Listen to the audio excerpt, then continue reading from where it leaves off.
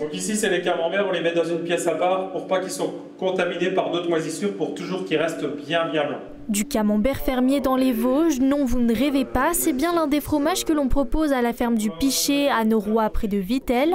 Aux côtés de la raclette, des petits ronds proches du fromage à tartiflette ou encore des tomes. Surprenant ? Pas vraiment. Le camembert, on a le droit de l'appeler camembert parce que l'AOP camembert, c'est camembert de Normandie. Donc le camembert tout court, on peut l'en fabriquer partout en France. D'ailleurs, on a une médaille d'or, donc c'est qu'on est capable aussi de faire du camembert, même dans les Vosges. Après 10 jours d'affinage en cave, les camemberts sont mis en boîte pour une seconde maturation de 10 jours avant d'être commercialisés.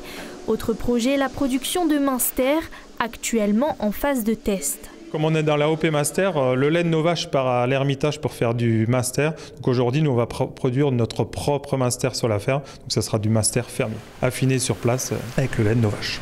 Chaque jour, le lait bio des 90 vaches de l'exploitation est transformé en fromage. Ce matin-là, l'équipe s'affairait à la fabrication des fondants au poivre, un balai chronométré que les 4 employés exécutent avec précision. Le lait était dans la cuve avec les ferments, on l'avait ensemencé dès hier soir. Et là j'ai mis la présure, donc ce qui sert à faire passer le lait de l'état liquide à l'état semi-solide. On le laisse bien durcir et ensuite on va venir le découper. Là on va venir pré-presser pour faire sortir toujours le lactosérum. Et puis dans à peu près 10 minutes, on va venir le découper pour le mouler. Les fromages sont ensuite plongés dans une saumure pour permettre à la croûte de se former avant d'être transférés dans 2 caves distinctes selon qu'ils soient frottés ou lavés durant leur affinage. Sur les 1500 litres de lait traités chaque jour, seuls 10% sont caillés.